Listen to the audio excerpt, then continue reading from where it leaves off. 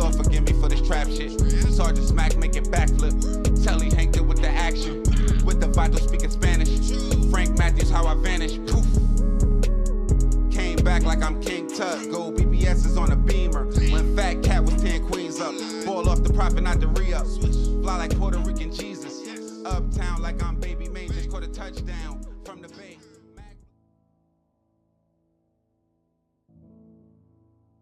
I think about it too much, I might get high. I might get high right now. There are a lot of highs in this business. And one thing I come to find out is that you're always searching for that next high. But just as they were about to explode into superstar status, one of the brothers made the stunning choice to walk away. And I came to him and I was like, man, I got these ideas. I got these beats, you know, I want you to check out. And he was like, I'm not doing another Clipse album right now. Wow. Now that was hard. That was hard. So you go to your brother, Pusha T. Right. After having all the success as the Clipse, after being on tour worldwide, performing with every major artist, award shows and everything, and you tell them, you know something? I'm out. You can have it. You can have it. After years of success as one half of the Clipse, No Malice, formerly Malice, announced his departure from the group, citing a moral awakening and the impact his music had on listeners as the reason for him leaving. The picture would be painted of a man burdened by the influence of his lyrics, but beneath the surface lie even a deeper truth. Federal indictments closing in on close associates would force him to confront the consequences of the life he once glorified. However, it would be the death of a close friend back home years earlier that possibly would be the first domino that would spark this awakening. Right. Well, you know, I just seen some things, you know, and it's always been in my music. It's always been there, and you know, I think what my fans didn't know what they were witnessing was me battling, you know, with myself. I think the content of the stuff that the Clipse always talk about, even though it's very real, I think we did it, you know, too well, and I think some people, you know, walked away with the wrong message from that, you know, especially seeing a lot of our friends, manager, and people that we consider family get locked up. And, you know, it's definitely an eye-opener, and I really don't want to, you know, glorify that like that any longer. You know, a lot of rappers do that. They celebrate the drug culture, but they don't really talk about the harsh realities of it, like how people end up in jail or dead. You know? Right, exactly. And we've lost a lot of friends. If we go back from the time when we first started with our first album, you know, friends that passed away. In Virginia, we smirked at the Simpson trial. Yeah, I guess the chase was wild, but what's the fuss about? See, plenty of my partners feeling like OJ, beat murder like the shit is okay. That's what our dough say. Talk the evil that men do. I'm lost in the men too. I miss you, Shampoo. We miss you, Shampoo, and your grams too. For sure. It's no secret that crime surged nationwide during the pandemic, but alarming new research found Norfolk faring worse than most American cities. VA is an eerily funny place, especially in the 7 cities. With the state located directly in the middle of the eastern seaboard, it has a distinct down south charm, but you can still feel that connection to the north. The 757, home to cities like Norfolk, Virginia Beach, and Newport News, has its own unique vibe. Like, it feels familiar, almost like home, no matter where you're from. But at the same time, it's like a quiet reminder you might fit in, but don't get it fucked up. It's a place that feels so much like home, yet you could become a stranger just by walking around the corner. A spike in violence on the peninsula is our top story this Monday night. We want to give you an in-depth look at the numbers behind the homicide rate in Portsmouth. That murder in the city Sunday makes number 13 so far this year. We're talking about an increase of 160% from this time last year. 160%. This morning, we're following breaking news out of Virginia Beach. Thanks for joining us. I'm Aisha Tolver. Police are investigating after 2 people were killed and numerous others were injured after multiple shootings broke out overnight at the Virginia Beach oceanfront. Detroit and Chicago are 2 cities infamous for gun violence, but now Norfolk ranks even worse than those cities when it comes to the increasing homicide problem. Norfolk ranked number 8. 1 ahead of Detroit. New Orleans had the biggest spike in the homicide rate, followed by Cincinnati. Atlanta, Baltimore, and Memphis rounded out the top 5. Newly released data from the department shows 39 homicides in 2023. That's 4 less than the city record set in 2022, though still much higher than pre-pandemic numbers. In terms of solving the deadly crimes, police made arrests in a little more than half of those cases, with a 56% clearance rate. Still, 17 homicide cases remain unsolved from 2023. During the intro track of his It's Almost Dry album, where Push rapped bars like, "Needed all my niggas just to move your brick," he reflected on the aftermath of the indictment.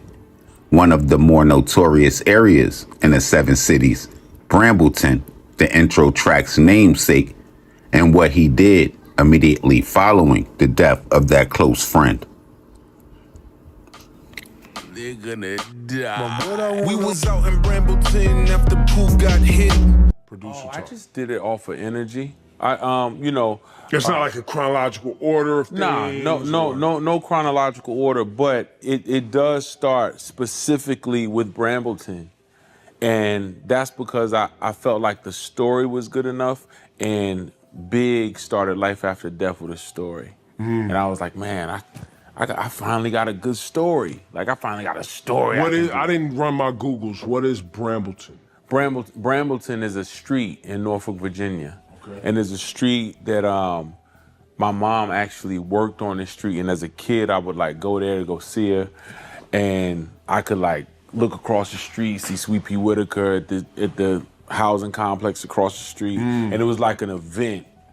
And ultimately, as I came of age and just got older, a lot of my affiliations and a lot of my friends also were from Brambleton. Got it. And it just all was a full circle moment in dealing with the topics we was talking about in that song. And at the time, there was a Vlad interview that was circulating.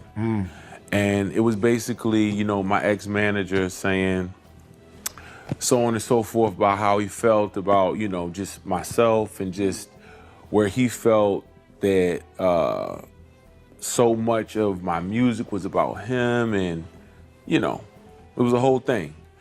Club Entourage in that new drop 6. In articles, they're saying that the drug ring that you were involved in was linked to Olympic gold medalist Tim Montgomery, as well as former Bloods gang leader Marlon Reed. Yeah, that's what they say. But me and Tim Montgomery, we own Encore together.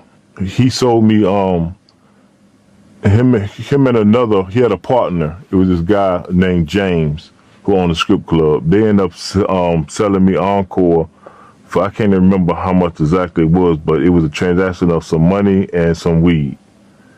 And Tim ended up getting into that little trouble he got into, and he ended up going away to prison. So when he went away to prison, I offered him some money to just buy all of them out. So when he got caught, when they said that, me and Tim owned the club together, they made it seem like me and Tim was selling drugs together. But me and Tim never, ever sold no drugs together. Years prior, Tim Montgomery would have the chance to run away from the area. And that time, he was smart enough to take it.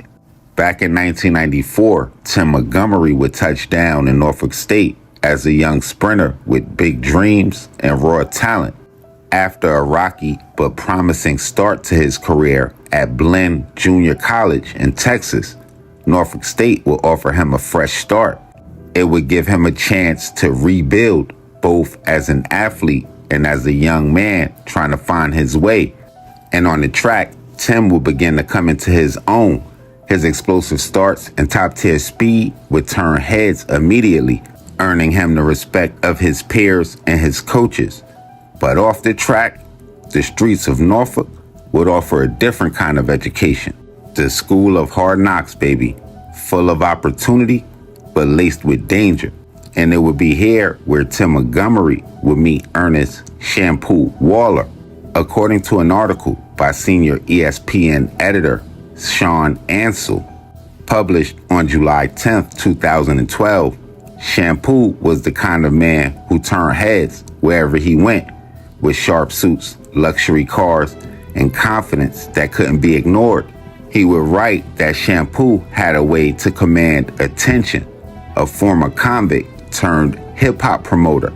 And according to Ansell, to Montgomery, Shampoo would represent the life of a winner, a man who had it all and didn't mind showing it. And their friendship would take off quickly, with Shampoo becoming even more than a close associate. He was Montgomery's guide to a world beyond the track and an outlet to the area. And eventually, Tim Montgomery was stepping out in Versace suits and cruising through Norfolk in luxury rides like Jags and Benz convertibles, and soaking up all the attention that came with it.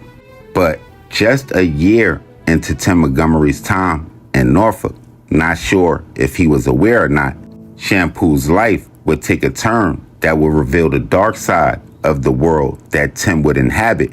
In 1995, Shampoo would be accused of being connected to the murder of a guy by the name of Michael Boo McCormick, a 20-year-old who was gunned down in a Portsmouth restaurant. The details of the crime were chilling. A masked gunman would storm TJ's restaurant with an AK-47, spraying bullets and all the makes of a targeted hit that would end McCormick's life, with Shampoo eventually being charged with this murder as well as firearm-related offenses. But a little over a year later, in March of 1996, Ernest Shampoo Waller would be acquitted of the murder of Michael Boo McCormick and all associated charges due to insufficient evidence. After beating the murder, the ESPN article would highlight that for several years, their relationship would seem mutually beneficial, with Tim Montgomery's star continuing to rise, with track success propelling him towards international fame. And off the track, Shampoo's influence would give him a sense of identity in Norfolk's thriving social scene. But Shampoo's world was never safe, and in 1999, the danger would finally catch up with him. On September 12th, Shampoo himself would be ambushed and killed in a hail of gunfire, his body being discovered behind the steering wheel of his Honda, riddled with bullets. The news would hit the future fastest man in the world hard, as he would call one of his many coaches, Steve Riddick, in a panic, saying, "Pooh's dead," using Shampoo's nickname.